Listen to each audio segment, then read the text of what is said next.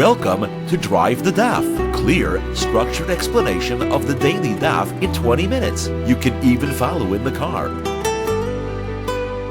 Seches Yoma Daf Mem Ches is an entire list of questions asked, mostly by Rav Papa, a few by other Amoraim interspersed, about the avoda of karbonos, carbon mincha, and the ketores, specifically on Yom Kippur. A number of questions are asked. Most of them are left unresolved. There's a couple that are proven one way or another. The list has begun on the last daf, the previous daf, and it will continue on the next daf.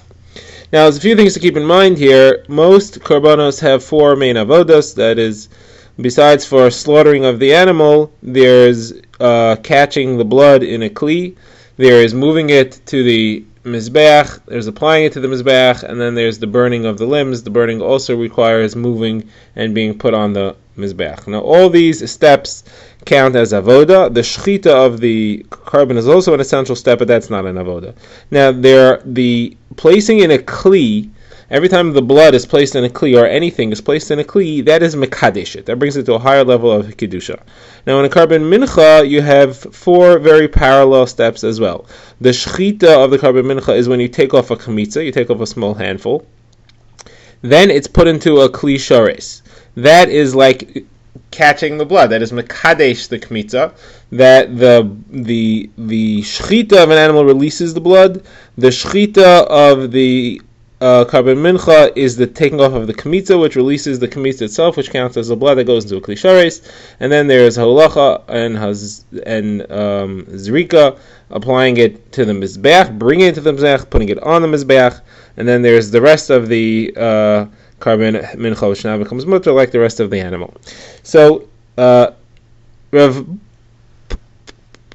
Papa's first shaila concerns the placing of the kmitza into the kli shares, the additional kli shares that's mekadesh it. He's supposed to take it from the kli that it's in, and that means all the carbon, the flour or the breadcrumbs, whatever it is, that's the entire carbon mincha before kmitza, is all in a kli shares. When he takes off the kmitza, he's supposed to put it in a different kli. So Gemara now says, what if he didn't put it in a different kli? He took it and he stuck it in the side of the kli. Does that count as a proper placing in a kli shares, or does it have to be done properly and it wasn't done normally? It's supposed to be put in the kli, in the bottom of the kli, not stuck to the side of the kli. Gemara says, Teiku, it's unresolved. Then the Gemara has a similar question that Rav Ashi asked, what if he turns the kli upside down and sticks it to the bottom of the kli? This is a little step further. Here he actually put it in the bottom of the kli, but the kli wasn't held the right way, it was held upside down. What is that called? So the Gemara says, same question, it is in the kli, but it's not properly in the kli. So again, that remains unresolved. Now the Gemara asks about the ketores that the Kohen Gadol fills his hands with on Yom Kippur, and the Gemara wants to know, is it supposed to be heaping handfuls or is it supposed to be flattened out handfuls? That's one of her Papa's questions. The Gemara answers by bringing a brisa that says it's neither. It's somewhere in between. It's rounded. That's what a normal handful is. Okay, the Gemara introduces its next question by discussing the blood that you take from a shechita. So normally the blood has to be caught in a kli shares. That's Kabbalah, and then that's Mekadesh the blood. If it spills directly from the neck onto the floor, you missed the step of Kabbalah. This carbon is now puzzle, unless there's more blood to be had, but the blood that fell directly onto the floor is puzzle. You didn't do Kabbalah. If, however, you do catch it in a kli shares directly from the neck, and then it spills from the kli onto the floor, you can still gather it up from the floor and bring it to the mizbeach. Nothing happened. You did a proper Kabbalah, and now you'll do a proper halacha. The fact that it fell on the floor in between is not an issue. But again, if it doesn't go directly from the neck into a kli shares, you didn't do Kabbalah, you missed it, it's messed up. Now, how do you know this halacha? So Gemara brings a Mishnah that shows me this halacha. It's based on a pasuk of the Kohen Gadol taking the blood from the neck of his par, the cow that he brings as his own carbon chatas. And the pasuk says, "V'lokach midam hapar." You should take from the dam of the cow. So there's a couple of drashes here. First of all, we say hapar. It should be the dam of the cow. Not just any blood of the cow. It should be the essence, the lifeblood of the cow. It has to be the blood that takes out the soul of the cow, that removes its life force. It can't be just skin blood, and it can't be the blood that drips out after the main rush. It's got to be the life force of the blood. How do you see that? Because it's dam hapar, the blood of the cow, the essence of the cow. Then the Gemara, the Brisa that's being quoted here has another drasha, and it says it's midam hapar. What does midam hapar mean? So you might want to think some of the blood, not all the blood. The Gemara says that can't be the pshat, because it says you have to pour all the blood that's left over. All the blood has to be poured on the side of the mizbeach, on the foundation, the ledge that sticks out on the bottom of the mizbeach, on the north and east side of it. So since it says v'skol adam yishvach, pour all the blood, obviously you have to catch all the blood in the klisharis. It can't just be that you're supposed to catch some of the blood. So what does it mean midam hapar? So the way we read it is we say as follows: you take the mem, you move it from midam hapar to dam me hapar, and the Gemara says there's a shita that holds you allowed to move letters around in a drushes. That's the rules of grammar, and therefore it's okay. Now, if it says dam me hapar, that means it has to come directly from the neck. It can't come from the floor; it's got to come from the neck. That's where we know the halacha that the blood has to go directly from the cow into the klisharis. Now, if we were talking about kamitza that Rishonim explained, it would not have a shayla that the same thing applies there as well, because the kamitza full, the handful, that's the blood, and it has to go directly into a klisharis. It cannot fall on the floor. The Gemara's question is, what about the ketoris of the Kohen Gadol? The Kohen Gadol is not really a shchita there. That's not a classic avodah. As a matter of fact, he doesn't even put it in a klisharis altogether. I mean, we know that he does, but not that the Torah requires it. The only reason he puts it in the klisharis is because he can't possibly carry the shovelful of coals if he has two handfuls of ketoris. So it's not really an avodah. I'm not really mekadesh it by putting it in the spoon that he puts it into after he takes two rounded handfuls. So the question is, if the Kohen drops it on the floor, what then? Can he gather it up, or do we say that his hands are mekadesh it like a klisharis? His hands work like a klisharis, and if it falls out of his hands because it's like the klisharis, it's okay? Or do we say no? His hands are like the hands of the Kohen who's doing the carbon mincha kmitza. Just like the Kohen mincha's kmitza, the hands are holding it. That's considered like the neck of the cow, and it has to go from the hands of the Kohen doing the kmitza into a klisharis. So the Kohen Gadol also, his hands are considered like the neck, and it has to go directly into a klisharis, and therefore it would be possible if it's spilled out of his hands on the floor. So again, the question is, when a Kohen Gadol is taking handfuls of ketores on Yom Kippur and it falls on the floor from his hands, is that possible or not? Is it like it fell from the neck directly on the floor, or is it like it fell from the klisharis on the floor? What do the Kohen Gadol's hands count like? Do they count like neck, or do they count like klisharis? So the Gemara says that question will remain unresolved. Now, the Gemara moves on to this next question, which Rav Papa also asks. Rav Papa says, when the Kohen Gadol gathers up his handfuls of ketores, let's say he has the wrong machshava. He intends for it to be brought on the mizbeach tomorrow, the wrong day, not today. What does that count like? Is that also like a carbon being brought with the wrong machshava? Now, normally we say that a carbon that's brought with intent to be brought the wrong day, it's puzzle, it's pigel. Ketores, carbon mincha would be the same thing. The kmitza has to be performed with the right intention. You have to know where you're going to bring it and when you're going to bring it. Here, the question is, when the Kohen Gadol gathers up the ketores, is that the same thing? Does that also have the right intention, and the wrong intention parcels it? Or we say, no, it's not considered to be like the real avoda, it's not considered to be like a real shchita, and therefore it does not parcel it at all. So the Gemara says, this one we could try to prove. What's a proof? So the Gemara says, because there's a Mishnah that says that Rabbi Akiva said that a Tvul Yoim pasels ketores. He also says that he pasels lavona, the spices on the lechem apanim, and he pasels the coals. But a Tvul Yoim pasels ketores. Now, if a Tvul Yoim pasels ketores, it means that the ketores has the status of kedushas haguf. Tvul Yom only passes things that are innately, in essence, their nature, themselves are kaddish. Not something that's just its value is kaddish. Now, keteres, before it's used for anything, just its value is keteres. There's no kedushas haguf. It's not ready to go in the mizbeach or anything.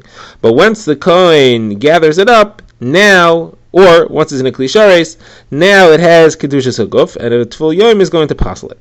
Now, if it has kedushas haguf, the halacha is that anything that has kedushas haguf that's left overnight is passel as well. Anything that's put into a klisharis, the clock starts to tick, and if it's left overnight, it's going to be passel if it has kedushas haguf. Now, the psul of having in mind the wrong machshava that you're planning to be makabed, the wrong day, that's b'teiras, being left overnight. That is a manner, it's a type of psul as being left overnight, and therefore the same psul should apply. Now the Gemara accepts that, and the Gemara says, but Rav Papa asks further, what about the shovelful of coals? Let's say he takes a shovelful of coals out of the fire with intent to use it for tomorrow's kataris. That's the wrong day. What now? Now the coals aren't real carbon, it's not being makriv, it's not ketoris itself. All it is a preparation. You need the coals to put the ketoris on. Does that count as a carbon? No, it's just machshir mitzvah. It's something that you need to prepare it. Does the psul apply to that as well? Does it go as far as applying to something that you need to prepare the mitzvah? And the Gemara again says this question is going to stand. We do not have a determination for this. Now the Gemara introduces somebody else's question. Where it says the question was asked her of Sheishes. When you're bringing things to the mizbeach, when you're doing the avodah of holacha, carrying the blood or the emurim, evarim, anything which is being brought to the mizbeach, so does it have to be done with the right hand, or can it be done with the left hand? Generally, an avodah has to be done with the right hand. That's because the Torah specifies it. The thing is, bringing the halacha, the avodah of holacha, bringing to the mizbeach, the Torah never says that's a real avodah. We learn it out of a drasha, but it's an indirect limud. The question is, therefore, does the actual halacha that has to be performed with the right hand, does that not apply? So Gemara says, Rav Sheshes says, I'm going to answer that question for you because it's an explicit Mishnah that says that. We learned that the Kohen Gadol Yom Kippur brings the coals in the shovel in his right hand and the spoon of ketores in his left hand. So you see clearly that you could bring the ketores in the left hand. If you could bring the ketores in the left hand, then you could bring blood in the left hand, you could bring anything in the left hand. All types of halacha could be put in the left hand. So the Gemara says, there's a much simpler proof. Why do you have to go to the Kohen Gadol, Yom Kippur, Kodesh Kodashim?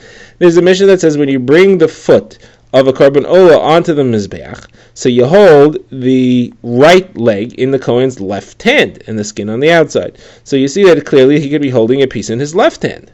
So Gemara says, no, that wouldn't be approved because that's an aver. That's burning on the mizbeach, bringing that's not mechaper. It doesn't bring a kapara. We were asking about blood. Blood brings kapara. That I wanted to prove from Ketoris, because Ketoris also brings kapara. Now the Gemara has a kasha on this. The Gemara says, well, there's a Mishnah that says clearly the other way. There's a Mishnah that says that it can't be done with the left hand. The Mishnah says there are a number of things that are a psul for Kabbalah, Holacha, and Zrika. Catching the blood, bringing the blood, and applying the blood to the Mizbeach. What are puzzle for those things? First of all, a non-Kohen is puzzle. In Onain, a Kohen who's just lost a close relative is puzzle. A shikar, a Kohen who's drunk, is not allowed to do it. A Kohen with a mum is not allowed to do it. If it's being performed if any of them are performed in a seated position, you're not allowed to do it. That's a psul. And if it's performed with the left hand, it's a psul. So you see clearly it's a psul. So how could Rav Sheshes say that it's okay? So the Gemara says, yeah, it's a kasha on Rav Sheshes. It's directly against what he said. So the Gemara says, well, how could Rav Sheshes have missed it? Rav Sheshes himself asked a kasha from this Mishnah on somebody else, because we have a incident that happened that Rav Sheshes asked the interpreter for Rav Chizda. He said, ask Rav Chizda, is a non-Kohen allowed to do holacha or not? Is a non-Kohen allowed to bring the blood or not? And that interpreter said, yes, and I'll prove it to you, because on the Karban Pesach was being brought, it says in the pasuk in it, they slaughtered the Karban Pesach, and the Kohanim took the blood from their hands and slaughtered it. So you see, somebody else brought the blood, and the Kohanim took the blood and they applied it to the Mizbech. So you see that somebody else brought the blood, and the Kohanim just took it from them. So obviously, somebody else is allowed to bring it. Pasuk clear, Devrei Yomim. So, and on that, Rav Sheshes had said, what do you mean? We have this Mishnah. The Mishnah says clearly, a Zar is not allowed to do it, a non-Kohen is not allowed to do it. So Rav Sheshes asked a kasha from this very Mishnah. So how could he have missed it if it's a kasha on him? Someone says, well, that you have the order wrong. After it was asked as a kasha on him, then he knew about it. Then he remembered it. So when he wanted to address that issue, he asked the kasha from it to somebody else. But that was only after it was first asked to him. So he says, but there is a pasuk. What are you going to do with the pasuk that's brought by Rav Chizda's interpreter? It says very clearly that the Kohanim took the blood from their hands from somebody else who apparently brought it. Someone says, no, that person didn't bring it. He didn't move it. He stood still like a pole. And the Kohen who has makabel the blood from the sheep of the Karban Pesach had given it to him to hold, to shake, so it shouldn't congeal. And then he took it back from him, but he didn't bring it anywhere. There was no avoda, there was no holacha involved, and that's why somebody else was holding it in. Drive the Daf is a project of the Grand Woodlands Shul and is presented by Rabbi Yitzchak Landa. Find us on YouTube or subscribe to daily emails by emailing drivethedaf@gmail.com.